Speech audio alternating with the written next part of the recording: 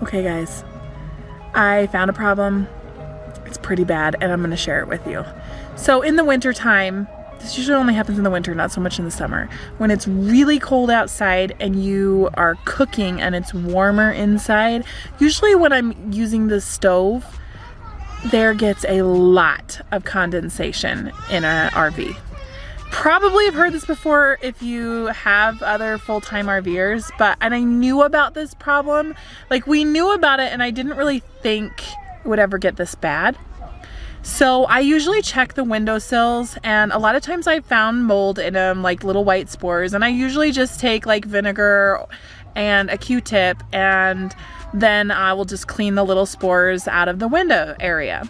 And I haven't really found anything else. Well, we are getting ready to pack up and leave here. We've been staying at this RV park for about, let's see, just 3 months now. It's been about, well, 2.5, but we're getting ready to leave in the next 2 weeks. So I'm trying to like clean up and get rid of things, and I've been purging a lot of stuff, and we've been renovating and just doing all of these things to kind of get ready, kind of like your spring cleaning, which seems to be going on all the time when you RV.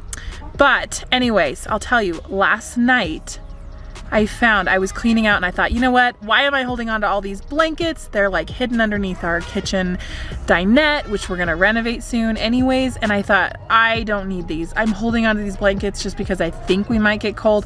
We don't really get cold here in the RV. I don't know if it's just our rig or what, but we don't seem to get that cold. Like we do just fine. Well, I was pulling it out and all of a sudden I saw, it honestly looked like a spider web. I was like, is that a big spider web? And I'm like, that is really thick. And then I'm like, oh no, it was mold. And then green spores like all down below. It was like on the carpet. Like I had to scrub and clean all last night. It was so gross. Anyway.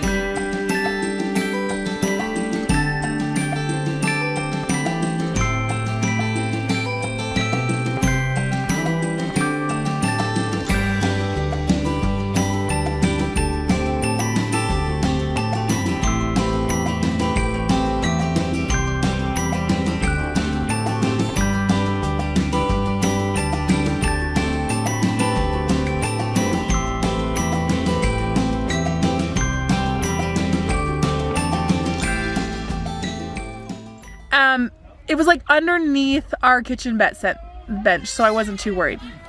So then, I'm gonna show you this in a minute, but so then I thought, oh my gosh, I wonder like if like right above our bed, there's always condensation and we're always taking a towel and wiping it off in the morning, but sometimes we forget.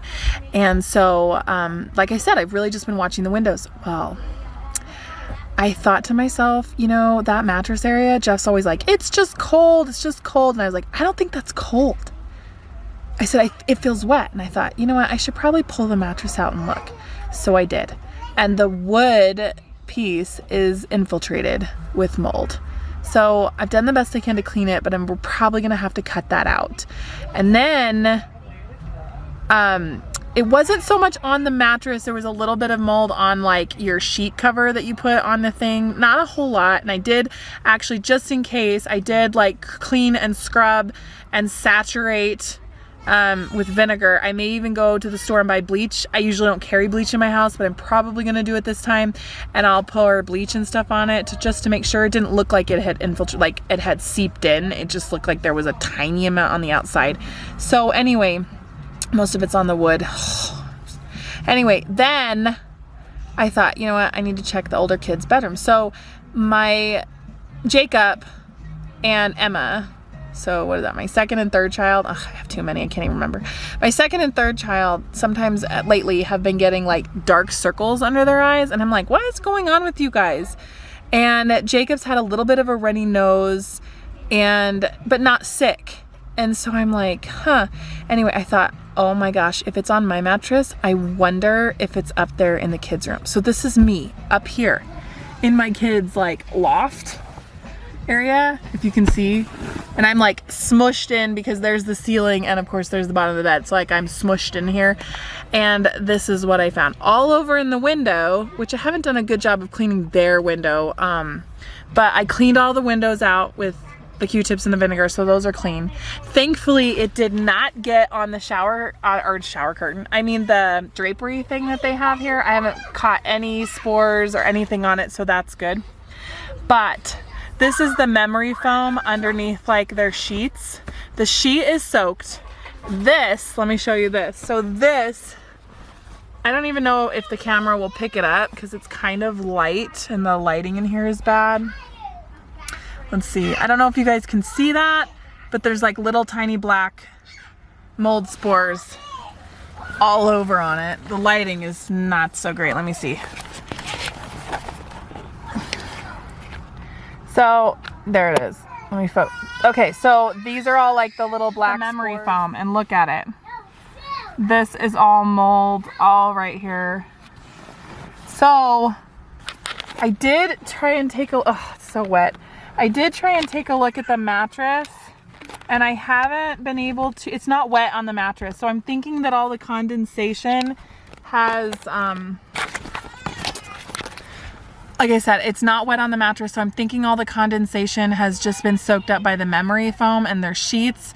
So I haven't found any mold on the mattress, thank goodness. But honestly, I'd rather it be on the mattress. Well, actually, this is a king size mattress for the RV. So I take that back. Memory foam, I don't know which one's more expensive. If it was the twin size, I would say the memory foam's more expensive. But anyways, so sorry my kids are a little bit loud. So goes it when you film with kids. But anyway, here's my plan. I am cutting the memory foam off. It's still big enough. It was actually like kind of oversized, so I'm cutting off that memory foam there. I'm gonna have to replace the sheets and the fitted waterproof thing, and yeah, this is so this is such a small space. But anyway, this is just me, and I'm just cutting off all of this memory foam that is sopping wet and full of mold. Okay, so this is what I found in my bedroom at the top. Here, up here, right along there, that's like the ceiling above our bed, and that is where a lot of the condensation comes from. And down here, if you guys can see that, sorry, I should have pulled it out more, but if you can see, let's see, I'm gonna get it to focus. Those are all the mold spores down there on the bed, all those little black dots. So that's the part we're gonna have to cut out. I mean, it could be worse, but I'm super not thrilled about it.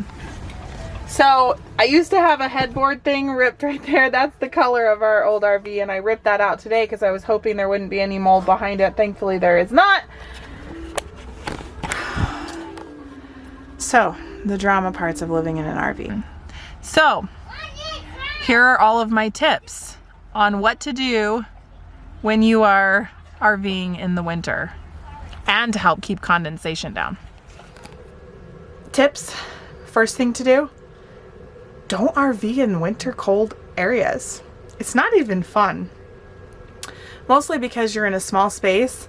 Unless you're out doing something and you're just there temporarily. We have been here for 3 months, and it's not the greatest. We have been doing lots of school and catching up on that, so that's been great. But it's cold outside. It's hard to get inside or go outside as much as you want. And so the best thing we can do is don't RV in winter areas. Tip number 2, crack your windows and vent your there is a vent like right above our stove area. So when we crack that up a lot higher, and it doesn't seem to keep it cold, so that's good.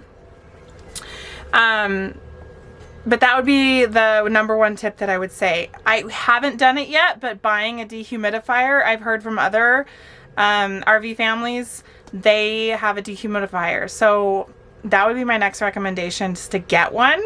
We'll probably get one, except that we are leaving here soon and summer is coming, so I'm not too worried about it right this second. But anyway, but keep an eye on it and make sure you have some kind of monitor that actually does tell you where the condensation is. We do have one in our back bedroom. Right now it's at 26%, which is decent, but we have seen it go as high as 60%, which is really humid, and that's about the time that it starts to feel cold too. Anyway, So this is what happens when you RV in the winter. These are the problems that you'll encounter. Here though are some other things that we we have done to when we RV in the winter. And we did not skirt our RV, mostly because we didn't think we would be here that long, but we also, you could buy things that you can temporarily do to, you know, it doesn't actually have to be those skirts. They are pretty expensive and they're heavy, which was one of the reasons we didn't want to buy them, is because they are they add more weight and it's just more space and room. So we thought, well, we'll try and get by without it, which we've done really well. If we're hooked up at an RV park, we actually have been using a space heater as opposed to propane gas, and we've been able to keep this place super warm. We haven't been cold at all. We're not super cold on the floor. I do have my little one that's crawling around on it, and we do have like an extra mat or like a rug area, or rug in the area that she's usually at, just to help keep her hands and feet a little bit warmer because she's still crawling. But so we did go out and we bought heated tape, and we also bought some insulation stuff, and we insulated our hose to keep that warm. We also put a space heater in the bottom of the underbelly. We do have, our underbelly is covered, and it came that way when we bought it, but in the area, in the main underbelly area, we still put a space heater in there to help keep things hot, because we noticed that sometimes, or before we had it, it would freeze. Our water would freeze and we didn't have any water, which is super annoying to then have to go to the store and buy a bunch of gallons of water and bring them in already in a small space that we don't have. So we didn't have running water. One other thing that we did was, well, let me tell you about this. So sometimes when it gets below in the teens or in the 20s, we are unable to use our sink kitchen. The water will not run out of it. We know it gets frozen. I can use hot water for a little bit, but not always use the cold water. But our back part where I do the laundry and also the bathroom and stuff, we always have water in there. And I think that's because that part is completely insulated. It's also where the pipes are, where the underbelly is. We think that where our slide comes out, where our refrigerator is, there is probably a pipe that goes there to our fridge, and we don't have that part insulated. And I think that's why on the super cold days that particular sink has some kind of pipe that freezes over there. So it's super fun when you wake up in the morning and you're like turning on the sink to, you know, bake or do whatever you're doing for breakfast, and you can't get water. So the kids and I are like, oh great, here comes another day or two or 3 or 4, just depending on how cold it is outside, where we have to keep going back to the bathroom to get our water. It's wonderful. Anyways, so that's not super fun when it comes to RV living in the winter time, but for the most part we haven't struggled too bad. I mean, it's annoying, but you know, it's not super, we are super glad to be getting out of here and going to warmer weathers, and we will not be planning on being here in the winter for extended periods of time, for sure. Anyway, sorry, my little one wants to go to bed now, so I'm gonna catch you guys all later. Hope you enjoy this. Don't forget to like and subscribe to our channel. Baby, since you came around, so take a chance on us. Take a chance on us. Oh, my whole world is tainted by the colors of your touch. So make a change for us. Make a change for us.